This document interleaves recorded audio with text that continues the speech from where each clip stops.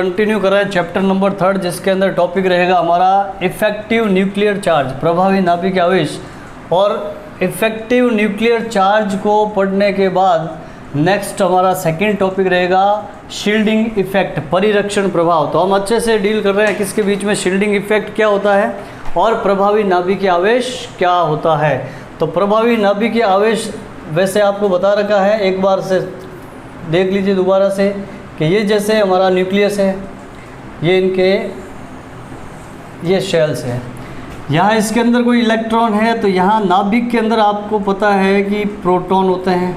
ये प्रोटॉन जो है वो अपने सराउंडिंग जो इलेक्ट्रॉन्स है, सराउंडिंग इलेक्ट्रॉन्स जो प्रेजेंट होते हैं, ये मैं एक सोडियम एटम बना रहा हूँ, तो इन इलेक्ट्रॉन को ये प्रोटॉन अट्रैक्ट करेंगे अपनी तरफ। तो ये जो अट्रैक्शन फोर्स लग रहा है इलेक्ट्रॉनों के ऊपर नाभिक का, तो नाभिक के द्वारा इलेक्ट्रॉनों पर जो अट्रैक्शन फोर्स लग रहा है वो न्यूक्लियर चार्ज है अपना, या नाभिकीय आकर्षण बल है, नाभिकीय आकर्षण बल। बट जब ये नाभिक इन इलेक्ट्रॉनों को अपनी तरफ अट्रैक्ट करता है तो ये इंटरनल जो इलेक्ट्रॉन है वो इनको कुछ, भाई ये भी नेगेटिव चार्ज है, ये भी नेगेटिव है, तो इनके अंदर रिपल्शन भी होता है। तो यहाँ पर रिपल्शन और अट्रैक्शन फोर्स दोनों लग रहे हैं। अट्रैक्शन फोर्स कौन लगा रहा है, नाभिक, जिसमें किसकी वजह से, प्रोटॉन की वजह से। न्यूट्रॉन भी होते हैं बट न्यूट्रल एटम होते हैं तो उसकी वजह से कुछ नहीं लगता है। प्रोटॉन पॉजिटिव एटम है, वो नेगेटिव इलेक्ट्रॉन को जो है अट्रैक्ट करेगा। तो प्रोटॉन का अट्रैक्शन फोर्स कुछ कम कर देते हैं कौन से इलेक्ट्रॉन, ये जो बाहर के इलेक्ट्रॉन है, यानी कि बीच की जो कक्षाओं के जो इलेक्ट्रॉन है वो क्या करेंगे, इस पर नाभिकीय आकर्षण बल को कुछ कम करेंगे। तो प्रभावी नाभिकीय आवेश जो है वो क्या है, संयोजकता कोश में उपस्थित इलेक्ट्रॉनों पर नाभिक के द्वारा लगाया गया आकर्षण बल। आपको इसमें ध्यान रखना है कि जो आकार है, परमाणु का आकार, वो इसके समानुपाती होता है, प्रोपोर्शनल या डिसप्रोपोर्शनल। क्या चीज़ है आप देखिए एक बार कि प्रभावी नाभिकीय आवेश जो होता है, इफेक्टिव न्यूक्लियर चार्ज, वो जितना ज़्यादा लगेगा एटम का साइज उतना ही स्मॉल होता जाएगा, छोटा होता जाएगा। तो इसका मतलब क्या हुआ, नाभिकीय आवेश जो है उसके आकार जो है, वो आकार जो है उसके नाभिकीय आवेश के व्युत्क्रमानुपाती होता है। परमाणु का आकार इसके क्या होता है भाई, व्युत्क्रमानुपाती। मीन्स क्या हुआ कि जैसे जैसे जेड इफेक्टिव आपका बढ़ेगा, जेड इफेक्टिव इंक्रीज़ होगा, तो जेड इफेक्टिव इंक्रीज़ होने पर आपका एटॉमिक साइज या एटॉमिक रेडियस, एटॉमिक साइज जो है आपका डिक्रीज़ होगा। एटॉमिक साइज क्या हो जाएगी, डिक्रीज़। मतलब परमाणु का आकार जो है, परमाणु आकार वो प्रभावी नाभिकीय आवेश के व्युत्क्रमानुपाती होता है। एक आपको ये बात ध्यान रखनी पड़ेगी। दूसरा अपन इसमें ये ध्यान रखेंगे, एक जो हमारा होता है परिरक्षण प्रभाव, परिरक्षण प्रभाव जिसे हम लोग बोलते हैं शील्डिंग इफेक्ट, जिसे हम बोलते हैं शील्डिंग इफेक्ट। शील्डिंग इफेक्ट क्या है, व्हाट इज़ शील्डिंग इफेक्ट। तो अभी जो मैंने आपको बताया ऊपर डायग्राम है, मैं वापस से एक बार रिपीट कर देता हूँ कि ये जो अपना न्यूक्लियस है, जो नाभिक है, इसके बाहर ये शेल है अपनी KLMN। ये जो कोश है, आंतरिक कोश के जो कोश है उनमें भी इलेक्ट्रॉन है, आंतरिक कोशों में भी इलेक्ट्रॉन प्रेजेंट होते हैं। और ये जैसे यहाँ पर वैलेंस शेल में आपका एक इलेक्ट्रॉन पड़ा है, फिर से सोडियम एटम ही बनाया समझने के लिए हमने। इस इलेक्ट्रॉन को, ये जो इलेक्ट्रॉन पड़ा है, इसको ये नाभिक अपनी तरफ अट्रैक्ट कर रहा है। ठीक है भाई, ये नाभिक, ये इलेक्ट्रॉन है, इसको नाभिक, न्यूक्लियस जो है इसमें प्रोटॉन है, पॉजिटिव चार्ज है, इसलिए इस नेगेटिव को अपनी तरफ अट्रैक्ट करेगा। बट जब ये अट्रैक्ट करेगा तो ये जो बीच में जो शेल आ रही है दो, ये तो बाहर की शेल है, तो पहली और दूसरी शेल में जो इलेक्ट्रॉन है वो इलेक्ट्रॉन इसके ऊपर क्या करते हैं, इसको प्रतिकर्षित करते हैं। क्या करते हैं भाई, प्रतिकर्षित, मतलब इसको बाहर की तरफ धकेलेंगे। ठीक है, ये रिपल्शन हो रहा है यहाँ पे, जो इस इलेक्ट्रॉन और इस इलेक्ट्रॉन के बीच में रिपल्शन हो रहा है। उसी तरह से ये जो और इलेक्ट्रॉन है यहाँ पे अंदर, वो भी इसको रिपेल करेंगे। तो ये जो रिपल्शन फोर्स है, इस रिपल्शन फोर्स की वजह से यहाँ का नाभिक का आकर्षण बल क्या हो जाता है, कुछ कम हो जाता है। तो ये आपका क्या है, शील्डिंग इफेक्ट। क्या हो गया, शील्डिंग इफेक्ट अपना आंतरिक कोश के इलेक्ट्रॉनों द्वारा, आंतरिक इंटरनल जो शेल है, वो इंटरनल शेल के इलेक्ट्रॉन से जो यहाँ पर रिपल्शन लग रहा है, मैं थोड़ा सा लिख लेता हूँ आपके लिए। क्या बोलेंगे, आंतरिक कोशों यानी इंटरनल शेल, आंतरिक कोशों के इलेक्ट्रॉनों द्वारा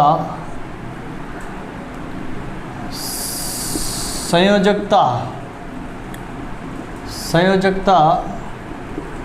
कोश कौन सी होती है, आउटर मोस्ट सेल, सबसे बाहरी, आउटर मोस्ट सेल, सबसे बाहरी कक्षा, सबसे बाहरी कक्षा, आउटर मोस्ट सेल। आंतरिक कोश के इलेक्ट्रॉनों द्वारा संयोजकता कोश के इलेक्ट्रॉनों को प्रतिकर्षित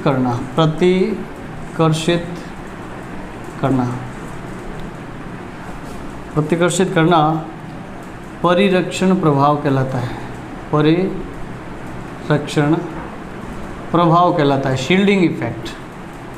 एक बार दोबारा से सुन लीजिए, क्या बोला मैंने कि आंतरिक कोश के इलेक्ट्रॉन है वो बाहरी कोश के इलेक्ट्रॉनों को प्रतिकर्षित करते हैं। ठीक है, जिससे उन इलेक्ट्रॉनों पर नाभिक का आकर्षण बल कुछ कम हो जाता है। इसे ही हम क्या बोलते हैं भाई, परिरक्षण प्रभाव, mean shielding effect.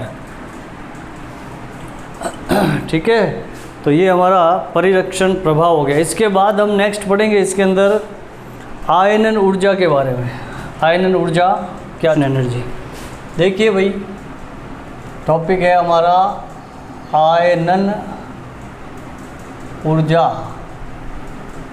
आयनन means ionisation energy, ionisation energy, ionisation energy.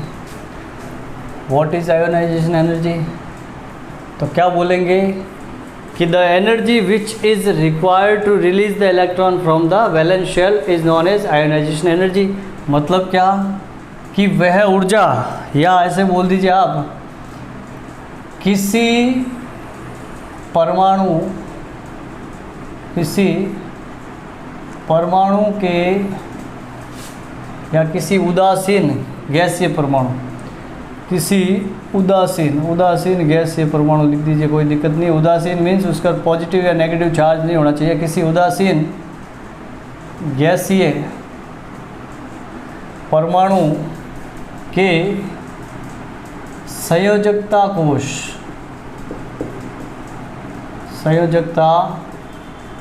कोश, किसी उदासीन गैसीय परमाणु के संयोजकता कोश में से इलेक्ट्रॉन को निकालने के लिए, संयोजकता कोश में से इलेक्ट्रॉन को निकालने के लिए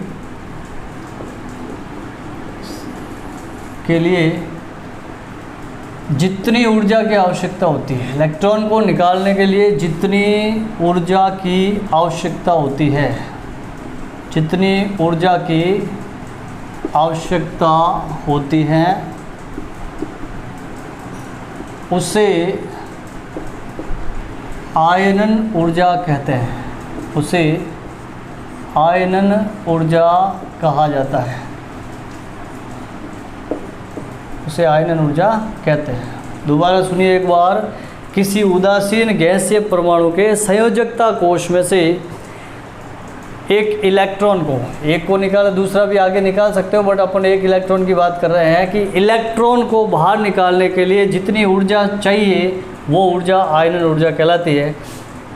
the energy which is required to release the electron, the energy which is required to release the electron from the valence shell is known as ionization energy, चलिए इंग्लिश में भी लिख लेते हैं हम आपके, द एनर्जी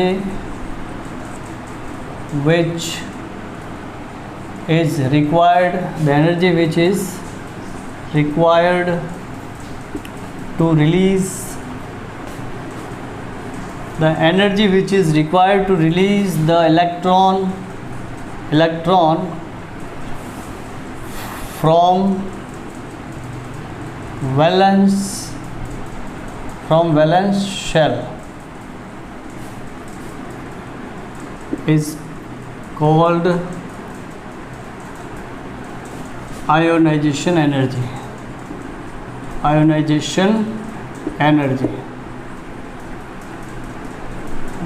हाँ, इसको एक डायग्राम से समझ रहे हैं अमन।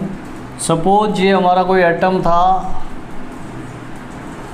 ये एटम, इस एटम के अंदर जो के शेल है उसमें इलेक्ट्रॉन पड़े हैं 2, तो ये जो L है उसमें 8 इलेक्ट्रॉन आपको फिल करने हैं। और जो हमारा ये जो वैलेंस शेल फिर कौन सा होगा, valence shell, outermost shell is called valence shell. सबसे बाहरी कोश जो होता है उसे संयोजकता कोश कहा जाता है। इस संयोजकता कोश में माना कि यहाँ पे संयोजकता कोश के अंदर 1 इलेक्ट्रॉन है, 2 है या 3 है, जितना भी है, माना सपोज किया कि 1 इलेक्ट्रॉन था, इस इलेक्ट्रॉन को हमें यहाँ से बाहर निकालना है। तो इलेक्ट्रॉन को कोश में से, परमाणु के बाह्यतम कोश में से बाहर निकालने के लिए इसको ऊर्जा देनी पड़ेगी। क्या देनी पड़ेगी भाई, ऊर्जा। इसको हम देंगे एनर्जी। तो ये जो एनर्जी है, जितनी एनर्जी देने पर ये इलेक्ट्रॉन यहाँ से बाहर जाएगा, उसी को हम कहते हैं आयनन ऊर्जा। ये जो ऊर्जा है वो हमारी क्या हो जाएगी, आयनन ऊर्जा। ठीक है भाई, आयनन ऊर्जा। अब अगर आपने 1 इलेक्ट्रॉन को निकाला है तो उसको बोला जाएगा प्रथम आयनन ऊर्जा, first ionisation enthalpy. Energy is also well known as enthalpy. इसको एंथैल्पी बोलो, एनर्जी बोलो, एक ही बात है। तो इलेक्ट्रॉन को 1 को निकाला, प्रथम आयनन ऊर्जा। 2 इलेक्ट्रॉन निकाले, अगला सेकंड वाला निकालोगे तो उसको बोलेंगे द्वितीय आयनन ऊर्जा। एक और इलेक्ट्रॉन निकाल रहे हो तो उसको बोल रहे हैं तृतीय आयनन ऊर्जा, थर्ड आयोनाइजेशन एंथैल्पी। तो फर्स्ट इलेक्ट्रॉन को जैसे ही बाहर निकालोगे, माना कि ये सोडियम था, आपने इसको बाहर निकाल दिया 1 इलेक्ट्रॉन को, तो क्या केस क्या बनेगा देखिए आगे। अब जो है आपके पास शेल कितनी रही, कितने कोश वाला हो गया परमाणु, 2 ही कोश बचे। अब इसको जो ऊर्जा दी थी वो तो थी आपकी IP first, ionization potential. Ionization potential मतलब वही आयनन ऊर्जा, या इसी को बोला जाता है आयनन विभव। आयनन विभव means ionization potential. Ionization potential, ठीक है भाई, आयोनाइजेशन पोटेंशियल। तो आयनन विभव बोले तो यही है, आयनन ऊर्जा है तो यही है। और आयोनाइजेशन एंथैल्पी भी इसी को बोला जाएगा। आयोनाइजेशन एंथैल्पी मतलब आयनन ऊर्जा, आयोनाइजेशन एंथैल्पी, सब एक ही चीज़ है। हमने जब 1 इलेक्ट्रॉन को निकाला भाई, तो फर्स्ट इलेक्ट्रॉन को निकालने पर जो ऊर्जा दी उसको बोला प्रथम आयनन ऊर्जा, यानी कि IP फर्स्ट।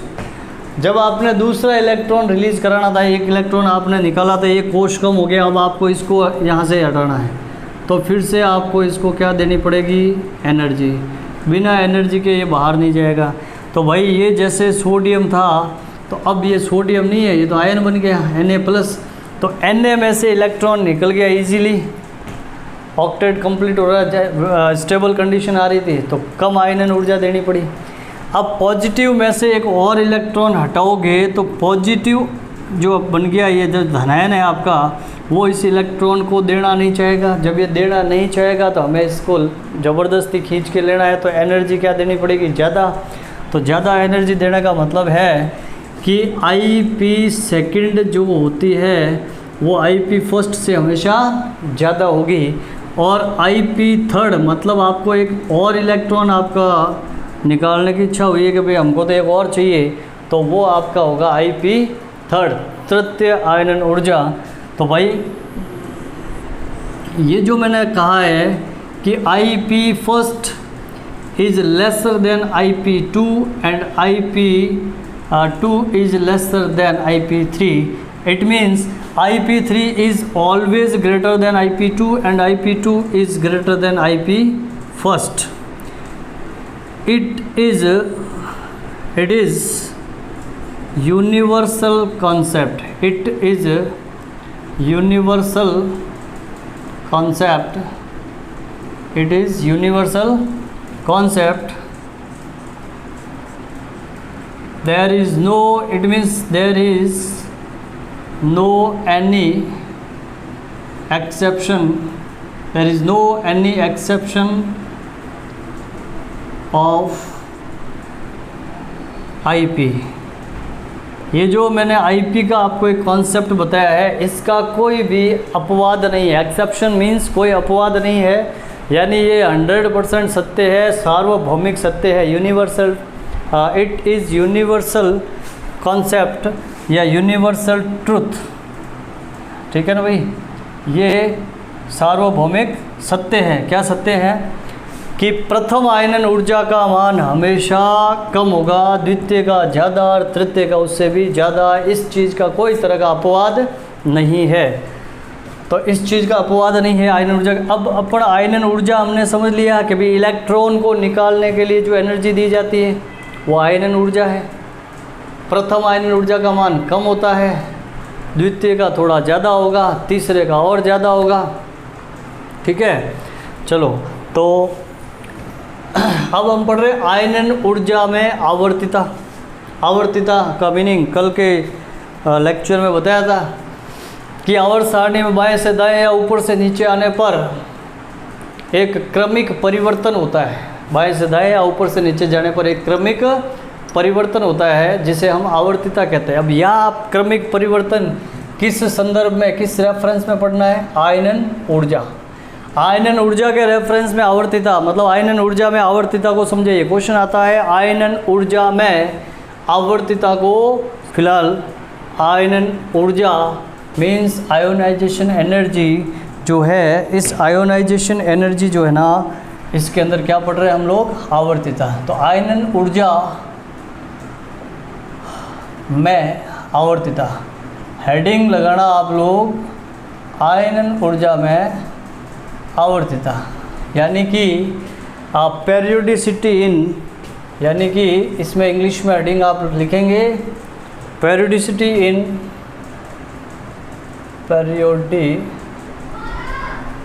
पेरियोडिसिटी इन आयोनाइजेशन, पेरियोडिसिटी इन आयोनाइजेशन एंथैल्पी, आयोनाइजेशन एंथैल्पी या आयोनाइजेशन एनर्जी या इसी को आयोनाइजेशन पोटेंशियल, सब कॉमन ही है भाई, मीनिंग सेम है। आयोनाइजेशन एनर्जी, आयोनाइजेशन, सबके आगे आयोनाइजेशन लिखना है भी, आयोनाइजेशन एनर्जी, आयोनाइजेशन पोटेंशियल या फिर आयोनाइजेशन एंथैल्पी। ओके, तो आप इसको बहुत ही ध्यान से देखना। मैं बहुत अच्छे तरह से आपको आवर्त और वर्ग में समझाने जा रहा हूँ। क्या चीज़? आयनन ऊर्जा। ये हमारा बात कर रहे हैं इन पीरियड, मतलब पीरियड की बात कर रहे हैं। इन पीरियड मतलब आवर्त में, आवर्त में बात करेंगे हम। इधर आवर्त में बाएं से दाएं जाने पर आयनन ऊर्जा पर क्या प्रभाव पड़ता है, ठीक है। तो बाएं से दाएं जाने पे जो हमारी आयनन ऊर्जा है भाई, वो बाएं से दाएं जाने पर घटेगी कि बढ़ेगी, डायरेक्ट नहीं बताना, पहले रीज़न बता देते हैं। बाएं से दाएं जाने पर परमाणु क्रमांक बढ़ता है कि नहीं बढ़ता है? बढ़ता है। तो यहाँ लिख दीजिए बाएं से दाएं जाने पर, चूँकि परमाणु क्रमांक, परमाणु क्रमांक मीन्स एटॉमिक नंबर जो है वो इंक्रीज होता है भी, एटॉमिक नंबर इंक्रीज, ओके। इसलिए एटॉमिक नंबर इंक्रीज होगा तो नाभिक में प्रोटॉनों की संख्या बढ़ेगी कि नहीं बढ़ेगी? नाभिक में प्रोटॉनों की संख्या लिखूंगा तो थोड़ा लंबा हो जाएगा, चलो लिख देते हैं, आप लोग लिखिए। नाभिक में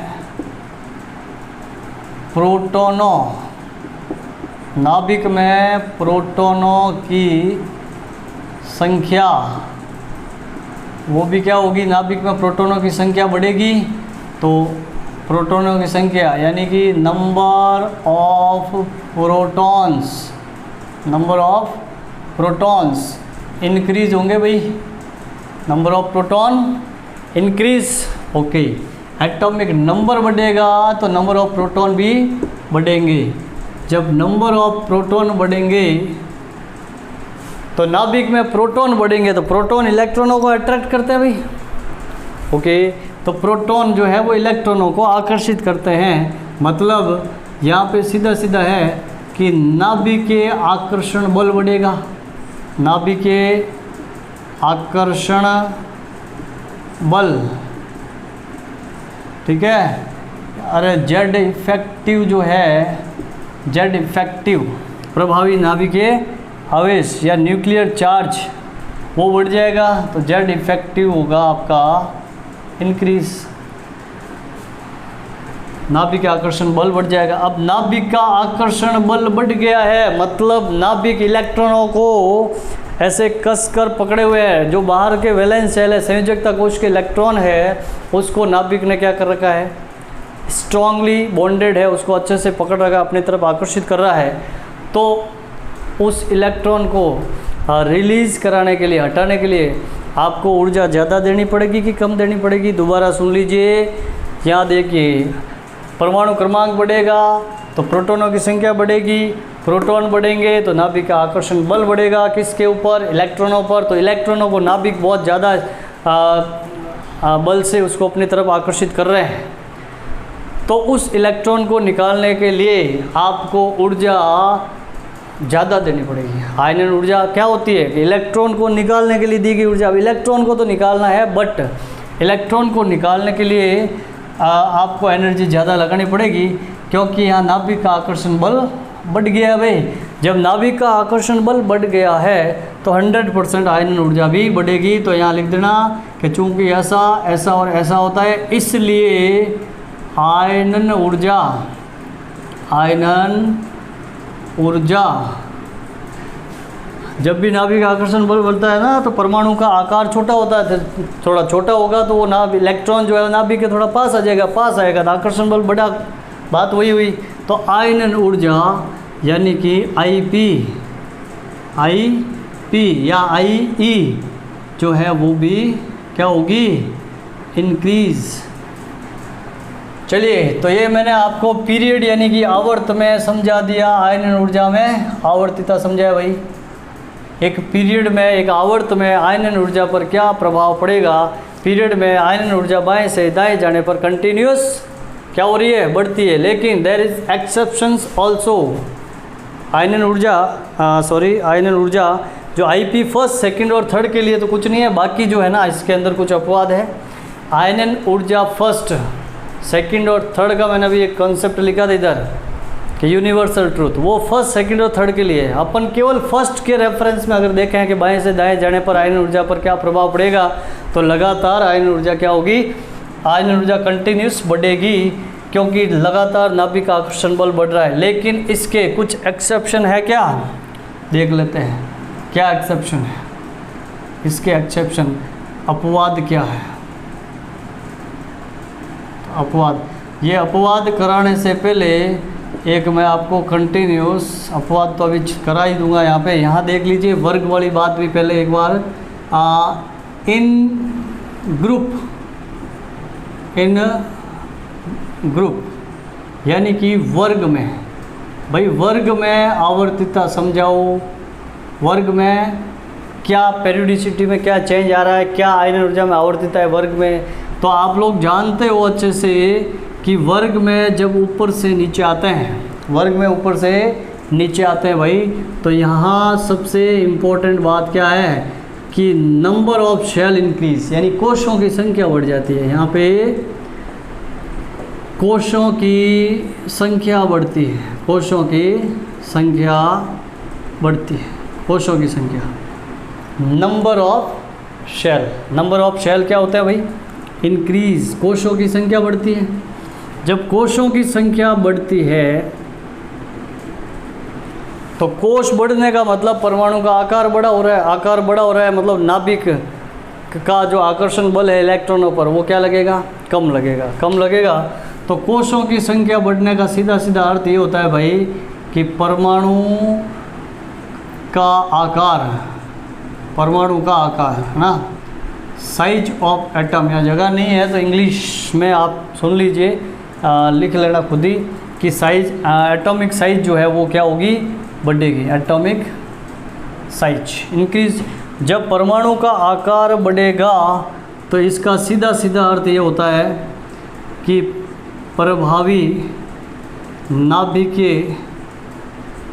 नाभिकीय आकर्षण बल, और जो इफेक्टिव न्यूक्लियर चार्ज होता है वो संयोजकता कोश के इलेक्ट्रॉनों पर कम हो जाएगा। संयोजकता कोश के इलेक्ट्रॉनों को जो आकर्षित करने की क्षमता है नाभिक की वो क्या हो जाएगी, कम, क्योंकि इलेक्ट्रॉन आकार बढ़ने के कारण नाभिक से दूर चले गए, और जब दूर चले गए तो आकर्षण बल कम लगेगा।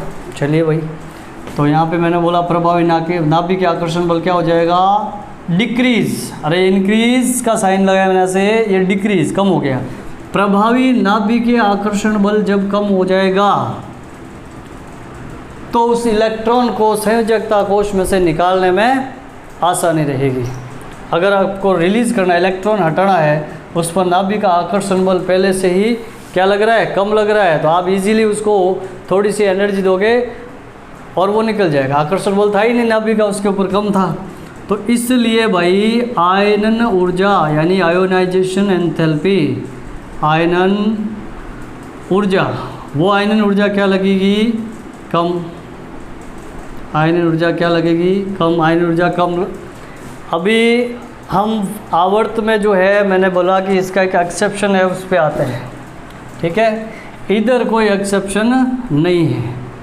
वर्ग में ऊपर से नीचे जाते हो तो आपको पता है कि भाई ये हाइड्रोजन है, ये हीलियम है, सॉरी हीलियम नहीं, हलीना की, ये रबड़ी, सस्ती और फ्री। जब आप ऊपर से नीचे आते हो तो क्या बोल रहा हूँ मैं कि कंटिन्यूस क्या बढ़ते हैं, कोशों की संख्या। अरे कोशों की संख्या जब लगातार बढ़ती है, डायग्राम बना के समझाया था कैसे कि बात करें हाइड्रोजन की तो हाइड्रोजन में एक ही कोश होता है, नाभिक और एक कोश। बात करते हैं लिथियम की तो ये नाभिक, एक और दो कोश। बात करें सोडियम की तो कोश कितने हो जाते हैं भाई, एक, दो और तीन। बात आगे जाए, जैसे जैसे आगे जा रहे कंटिन्यूस जो है वो शेल जो है आपके बढ़ती जाती है।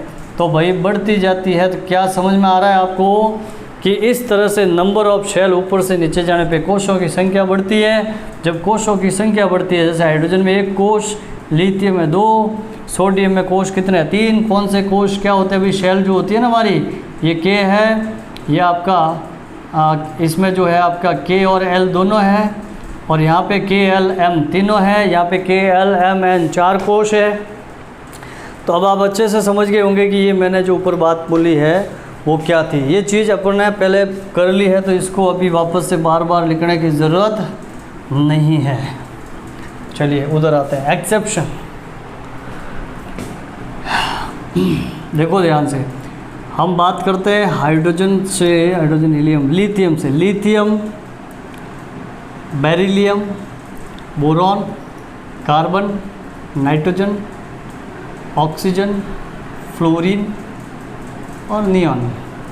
भाई बाएं से एक आवर्त है, ये हम लिख रहे हैं इन पीरियड, इन पीरियड।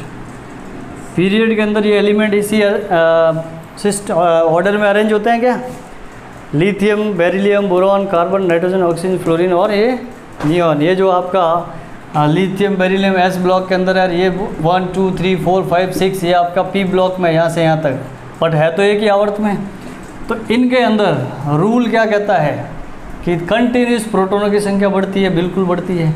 नाभिक का आकर्षण बल बढ़ेगा, ठीक है बढ़ेगा, ठीक है। बट आयनन ऊर्जा के अंदर यहाँ पर कुछ एक्सेप्शन है, अपवाद है। एक तो क्या है, इन दोनों का है ये, और एक क्या है आपके यहाँ पे इन दोनों का है। क्या चीज़ है, थोड़ा सा ध्यान से आप लोग देखना। बी और बी, देखिए हमारा जो आयनन ऊर्जा का कॉन्सेप्ट क्या है कि लगातार बढ़ रही है। इट मीन्स अपन क्या बोलेंगे कि बोरॉन की आयनन ऊर्जा बेरिलियम से ज़्यादा होती है ना, बट ऐसा होता नहीं है भाई। बेरिलियम कौन से नंबर पे, नंबर 4। तो बेरिलियम का इलेक्ट्रॉनिक विन्यास लिखता हूँ मैं यहाँ पे 1s2 2s2, और बोरॉन नंबर 5 पे आ रहा है क्या? तो बोरॉन जो है वो बोरॉन का नंबर 5 पे आ रहा है। तो बोरॉन के केस में क्या हो रहा है, 1s2 2s2 2p1 2p1, ऐसा है सर। तो आप लोग देखो क्या बात बताने जा रहा हूँ मैं। हाँ, तो ये यहाँ से इलेक्ट्रॉन निकालोगे तो कहाँ कौन सा निकलेगा सबसे पहले, 2p वाला, और यहाँ इलेक्ट्रॉन निकालोगे तो कहाँ से निकालना पड़ेगा, ये 2s2 यानी s में से। s की भेदन क्षमता ज़्यादा होती है, पेनिट्रेटिंग पावर, पेनिट्रेशन पावर सबसे ज़्यादा किसका होता है, s का। यानी कोई इलेक्ट्रॉन s में पड़ा है तो उसकी आयनन ऊर्जा सबसे ज़्यादा होगी। कॉन्सेप्ट तो ये था कि बोरॉन की ज़्यादा होनी चाहिए थी, बट है किसकी ज़्यादा, बेरिलियम। क्योंकि बेरिलियम जो है ना वो एक्सेप्शन इसीलिए लिखा है कि बेरिलियम का जो आपका कौन सा है, एस के अंदर मैक्सिमम जो है 2 इलेक्ट्रॉन आते हैं। तो एक तो ये फुलफिल है, कंप्लीटली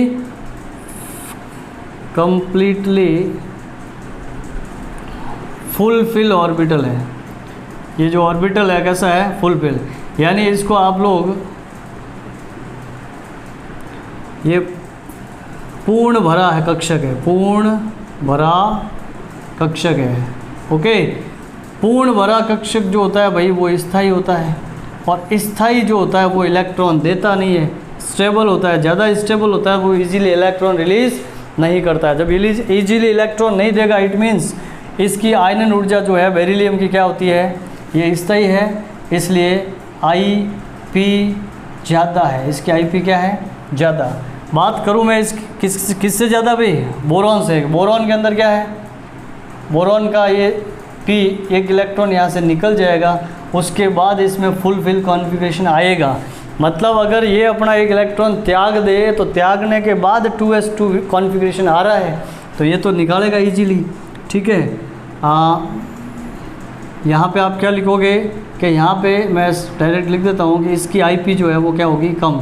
मतलब कम एनर्जी देने पर भी ये आसानी से निकल जाएगा, बिकॉज एक इलेक्ट्रॉन रिलीज़ करने के बाद या स्टेबल कॉन्फ़िगरेशन आ रहा है। ये जो कॉन्फ़िगरेशन है आपका, ये कॉन्फ़िगरेशन क्या है, मोर स्टेबल।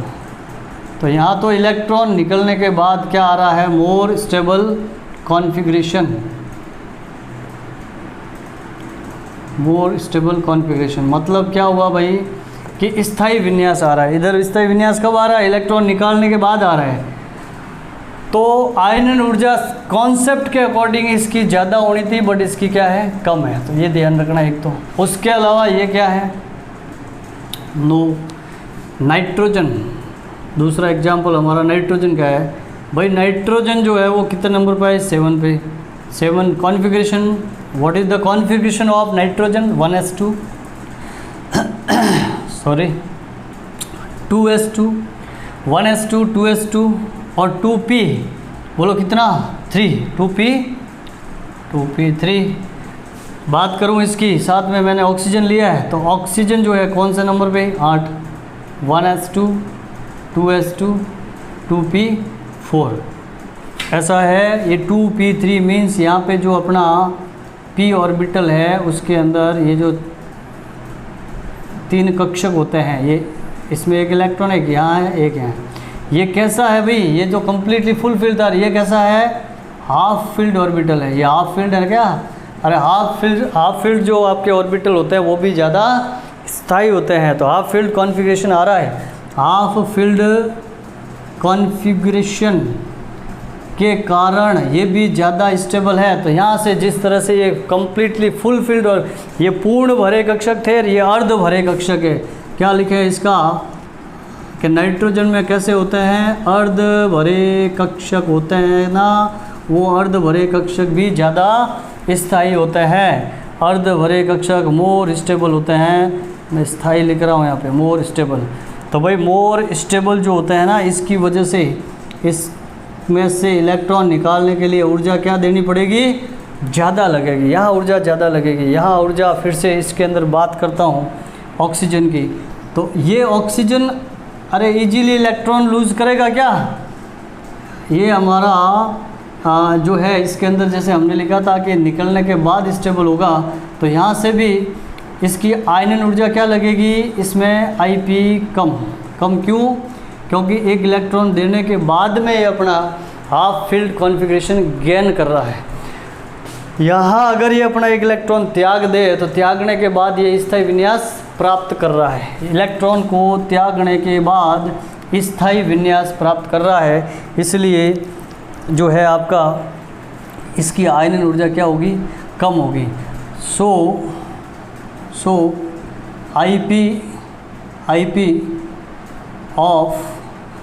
Ip ऑफ इस दोनों में आप लोग ऐसे लैंग्वेज लिखना कि Ip of nitrogen is greater then Ip of oxygen.